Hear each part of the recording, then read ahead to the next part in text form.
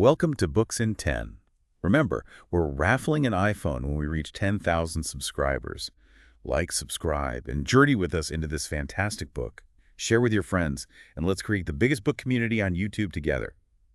Oh, there's a link to purchase the book in the pinned comments. Enjoy. We are accepting book requests to create content within Head. Books in 10 suggest the best titles in the comments. Now let's go. Today we're diving deep into Charles Dickens' A Tale of Two Cities. I have to admit, those opening lines, "It was the best of times, it was the worst of times," always give me chills. It's such a powerful start, isn't it? Dickens instantly plunges us into a world of contradictions, setting the stage for a story where extremes collide. Exactly. And I think it's interesting that he specifically sets the story in 1775. It's a few years before the French Revolution actually erupts. But you can already feel the tension simmering beneath the surface. That's a great point. Dickens isn't just chronicling the events of the Revolution. He's exploring the underlying social and political forces that led to it. 1775 is a pivotal year, a time when the old order is starting to crumble, and the seeds of rebellion are being sown.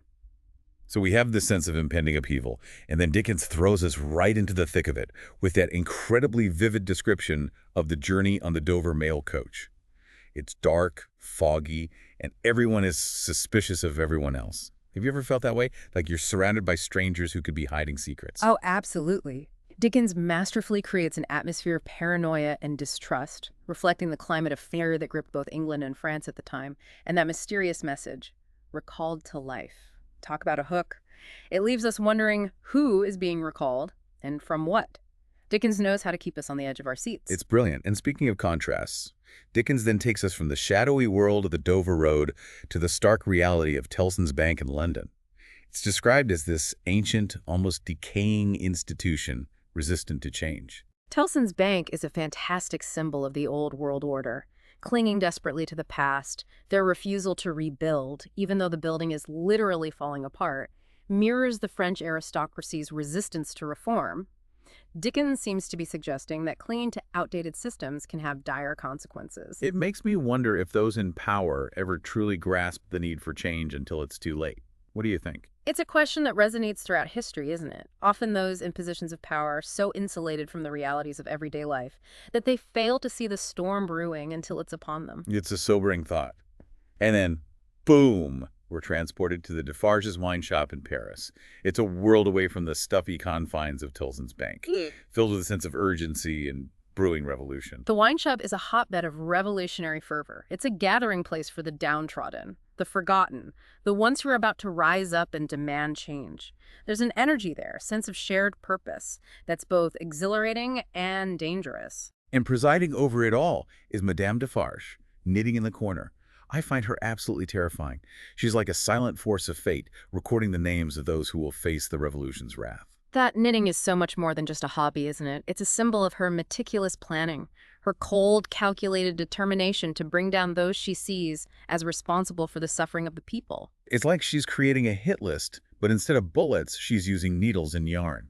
It's a chilling image that speaks volumes about the simmering rage beneath the surface of French society. And it's not just about individual revenge for Madame Defarge. She represents a broader societal need for justice, a reckoning for the years of oppression and inequality. Which brings us to Dr. Manette, a character who embodies the themes of resurrection and trauma.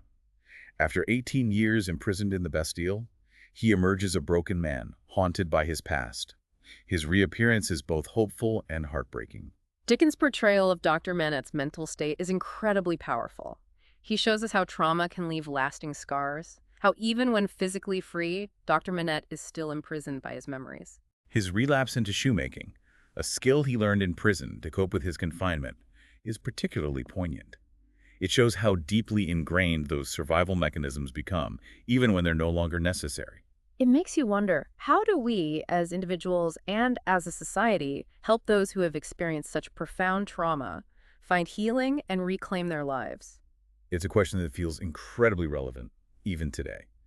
Dickens reminds us that the wounds of the past can linger for generations if left unaddressed. And it's not just Dr. Manette who embodies this theme of resurrection. The novel itself is filled with characters who are, in a sense, recalled to life, given second chances or forced to confront their pasts in unexpected ways. That's a great point. It seems like Dickens was suggesting that even in the darkest of times, there's always the possibility of renewal, of finding hope and meaning even amidst the ruins. Picking up where we left off. Hmm. It's fascinating how Dickens contrasts the hope of resurrection with the brutal reality of the French Revolution.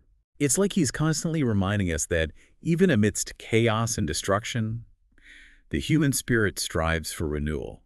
But the path to that renewal is rarely easy. Exactly. And this is where the character of Charles Darnay comes in. He's trying to escape the shadow of his aristocratic past, renouncing his family's cruelty and embracing a new life in England. It's like he's trying to bury his past.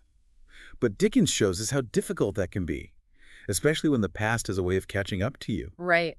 He's drawn back to Paris, not out of loyalty to his family name, but out of a sense of duty to a former servant. It's a noble act that unfortunately lands him right in the middle of the Reign of Terror. Talk about bad timing. He arrives just as the revolution is at its peak, and the streets are filled with fear and suspicion. It seems like everyone is a potential enemy, and the guillotine looms over everything. The guillotine becomes this terrifying symbol of the revolution's insatiable appetite for blood. It's a stark reminder that revolutions, even those fought for noble causes, can easily descend into violence and chaos. It makes you wonder, at what point does the pursuit of justice become a form of revenge? Where do you draw the line? It's a question that's central to the novel, and one that's still relevant today. Dickens doesn't offer easy answers, but he forces us to confront the complexities of revolution and the moral dilemmas it presents. And amidst all this turmoil, we have the Defarges. They represent the more radical side of the revolution, driven by a deep-seated hatred for the aristocracy and a thirst for retribution. Madame Defarge, especially, embodies this unwavering determination to see the aristocracy pay for their crimes. She's seen firsthand the suffering they've caused, and she's not going to let them get away with it. Her knitting takes on a whole new meaning in this context, doesn't it? It's not just a hobby. It's a symbol of her meticulous planning, her cold, calculated desire for revenge. It's almost as if she's weaving a tapestry of fate, with each stitch representing a life that will be cut short by the revolution. It's a chilling image that speaks volumes about the simmering rage beneath the surface of French society. And unfortunately for Charles Darnay, his family name is at the top of Madame Defarge's list. Despite his efforts to renounce his family's past, Darnay is arrested and imprisoned, his fate hanging precariously in the balance. It's a classic case of being in the wrong place at the wrong time. It's a powerful reminder that sometimes, no matter how hard you try to escape your past, it can still come back to haunt you. And for Darnay, his past comes back in the form of a letter written by Dr. Manette years ago, while imprisoned in the Bastille. It's a heartbreaking irony.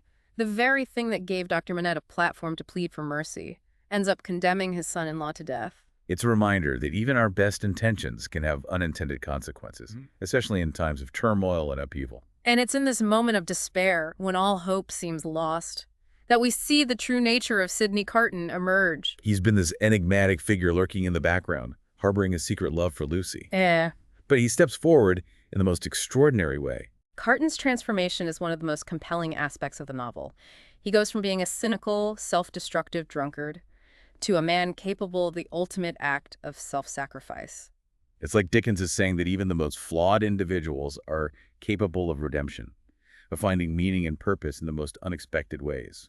And the fact that Carton's sacrifice is driven by his love for Lucy makes it all the more poignant. He's not doing it out of duty or obligation, but out of pure, selfless love.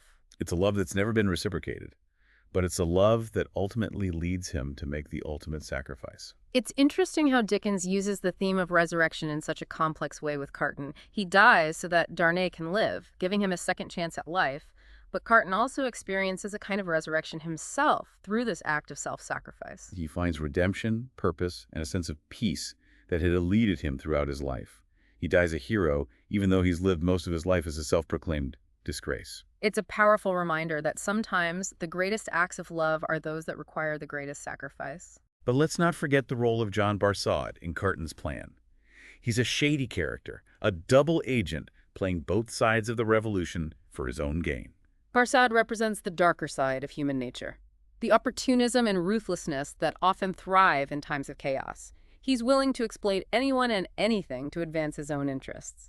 It's a reminder that even in the midst of a revolution fought for ideals like liberty and equality, There are always those who seek to profit from the chaos and suffering of others. And it's through his dealings with Barsad that Carton is able to pull off his daring plan, to switch places with Darnay and allow him to escape the guillotine.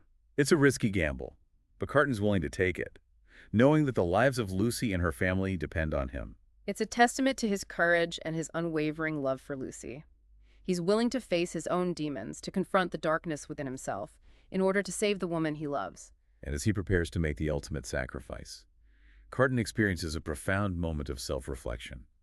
He realizes that he's wasted much of his life, but he also realizes that it's not too late to find meaning and purpose. His final thoughts as he walks towards the guillotine are of Lucy and her family.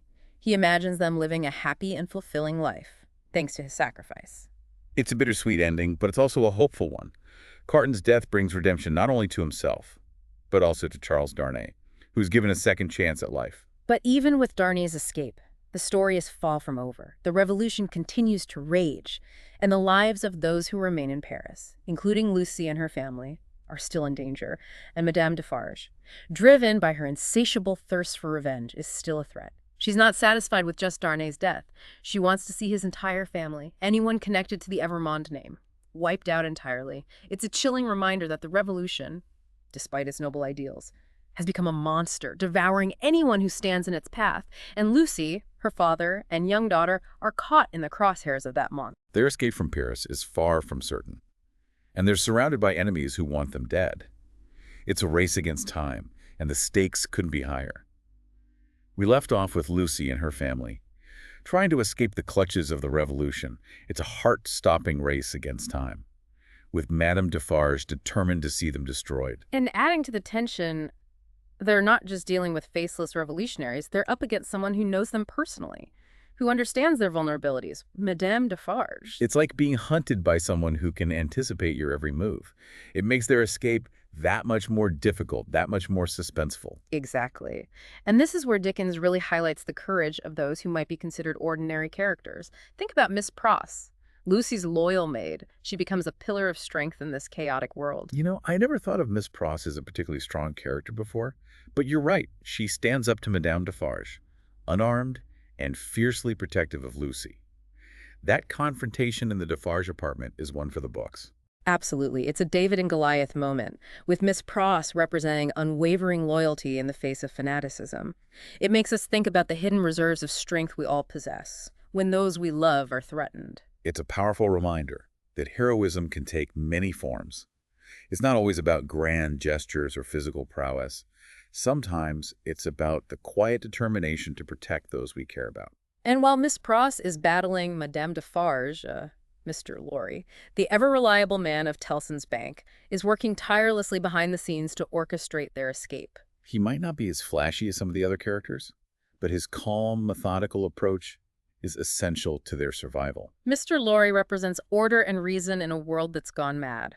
He's a reminder that even in the most chaotic situations, practicality and level-headedness can be invaluable assets. He's the steady hand guiding them through the storm. And I find it interesting that even in the midst of a revolution that's all about sweeping away the old, it's someone like Mr. Lorry, a symbol of the old order, who proves to be so essential to their survival. It challenges our assumptions about who the heroes are, doesn't it? Dickens seems to be suggesting that heroism can emerge from unexpected places, even from those we might initially dismiss as being part of the problem. And finally, after a harrowing journey fraught with danger and close calls, they make it. Lucy, her family, and their loyal companions escape the clutches of the revolution and find safety outside of France. It's a moment of immense relief, but it's also a bittersweet one. They've lost so much along the way. Miss Pross loses her hearing in the struggle with Madame Defarge, and of course, there's the ever-present weight of Sidney Carton's sacrifice. That final scene, where Carton imagines a future where Lucy and her family are living happily, thanks to his sacrifice, is incredibly moving. It's a reminder that even in death there can be a kind of triumph, a legacy of love that endures. Carton's story is a testament to the redemptive power of love and sacrifice. He dies so that others may live, finding meaning and purpose in his final moments. It makes you wonder, what would we be willing to sacrifice for those we love? It's a profound question that Dickens leaves us to ponder. And as we close the book on A Tale of Two Cities, we're left with a sense of both hope and melancholy. The revolution has ended, but its scars remain. Lives have been lost, families torn apart. But there's also the promise of a new beginning, a chance to rebuild and learn from the mistakes of the past. It's a timeless story that continues to resonate with readers today because it speaks to the complexities of human nature, our capacity for both great good and great evil, and our enduring search for hope and meaning in a world that can often feel chaotic and unpredictable. And for our listeners out there, what are your thoughts on A Tale of Two Cities? What resonated with you the most? The themes of resurrection and sacrifice, the historical backdrop of the French Revolution, the power of love and loyalty in the face of unimaginable hardship. We'd love to hear your perspectives. And remember, this deep dive has only scratched the surface. There's so much more to explore within the pages of this incredible novel. So pick up a copy, get lost in Dickens' world, and let us know what you discover. Until next time, happy reading.